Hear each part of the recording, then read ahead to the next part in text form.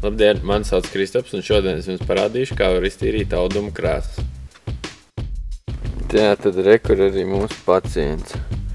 Krēsls izskatās vienkārši krimināli. Dažreiz rodās tāds jautājums, kas vispār ir jādara, lai viņu varētu līdz tādam stāvoklim novest.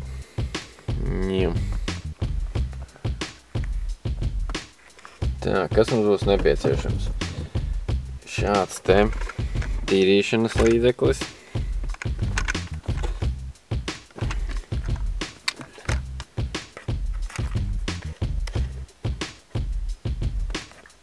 Šitāds te birste kaut kāda. Un tīra lupatiņa. Tā, sākam ar to, ka izpūšam ārā, sapūšam to vietu, kur tīrīsim ar šito te. Un sākam uzreiz bērst. Negaidam neko, bet uzreiz bēržam.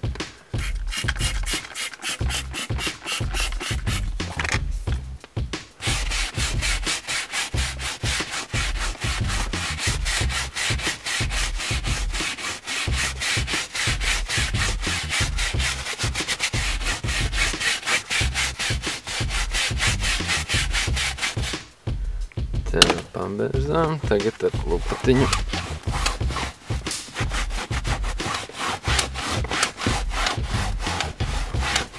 Tā var atkārtojam pāris reizes, bet nevajadzētu arī pārcensties ar putām, jo nevajadzētu viņu saslupināt, sevišķi tagad viņi būs pēc tam, viņš būs ļoti mitrs, viņi būs grūti izžāvēt.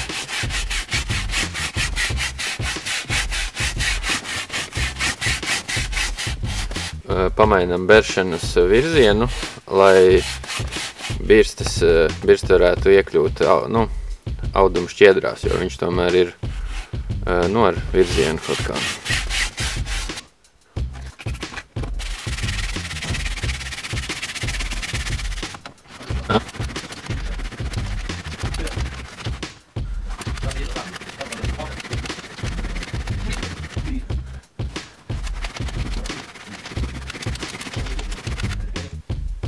Tā apmēram izskatās pēc 5 minūšu darba.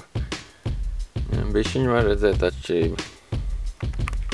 Un tā apmēram izskatās pēc pusstundas darba.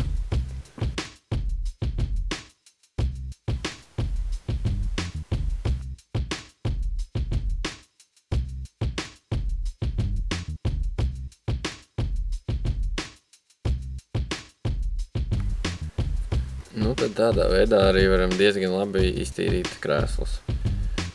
Viss noslēpums slēpjās beršanā. Tā, es izmantoju mikrošķiedras tādu lupatiņu, kaut kādu lēto, man liekas, ka viņi bišķiņ labāk tīra. Ceru, ka kādam tas noderēs. Paldies par uzmanību! No sākuma es mēģināju tīrīt ar šitādu teikt kā turtlavaku speciālo. Efekts bija vispār nekāds. Un vēl viens pluss šitam te tīrīšanas līdzeklim ir arī tas, ka viņš ļoti labi noņem smakas, jo pirms tam salons bija piepīpēts nenormāli. Bet tagad viss ir ideāli vienkārši.